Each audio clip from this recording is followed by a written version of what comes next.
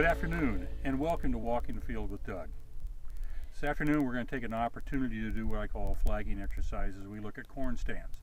What we're going to do is do comparisons and looking at how the corn is emerging and how it was placed by the planter.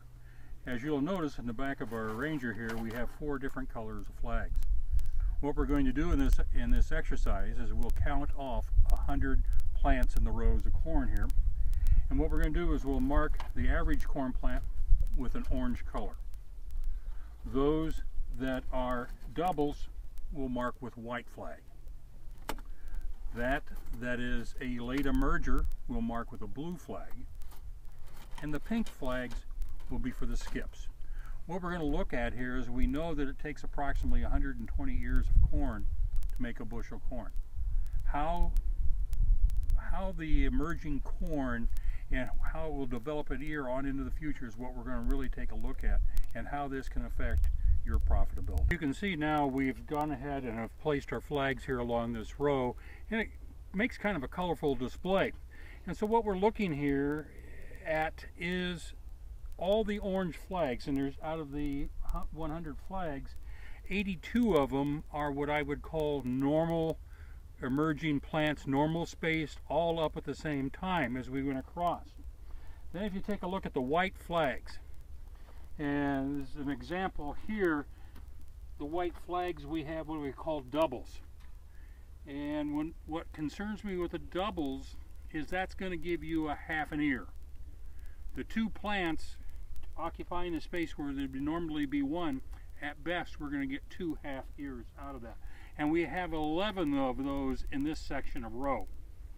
Then as we go along here, the blue flag plants are the late emergers.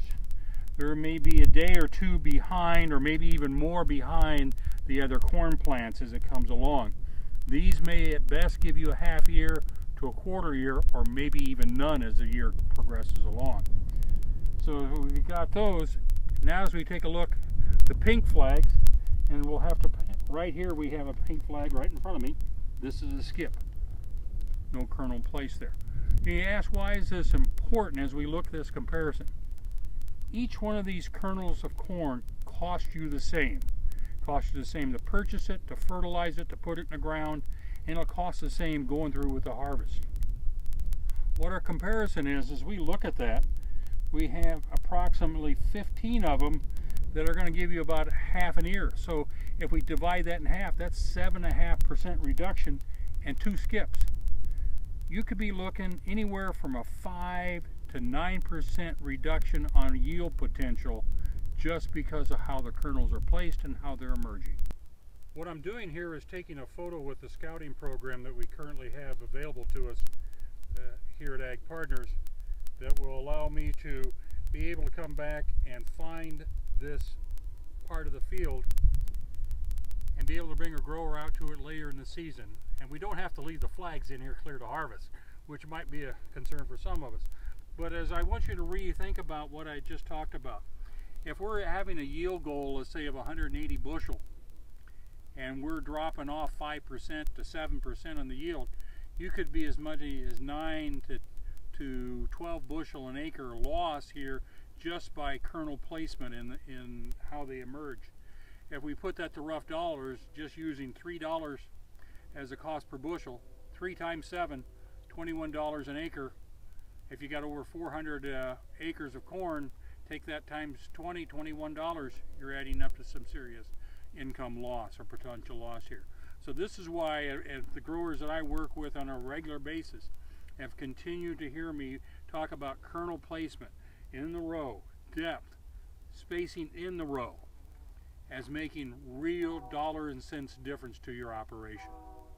Please take an opportunity to walk through your fields and make that evaluation now, and then once again walk through it in the fall so you can be able to take a look at what did that really cost me in income loss. While we're out in here in the field today, I wanted to take a moment to offer one more thing for you to kind of take a look at. As you recall, in the last episode we did, we talked about wind damage and cold damage. As we look at these plants here, you can see There is some bronzing to the leaves, some battering to the leaves. This is from the wind and cold as the dirt was moving and so on. We damaged the young corn plants here. The plants will grow out of it, but here in about another 2-3 weeks when the corn plants are more than doubled in size, you're going to see a little bit of mottling to the color.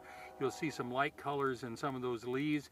It isn't necessarily a disease problem as so much as it's a mechanical damage that's coming from the wind battering these plants at this stage of growth. Just be aware of it. Now is not necessarily the ideal time. We'd like to see a little more growth from the warm temperatures on these before we're out here spraying a herbicide so we're not causing any additional damage.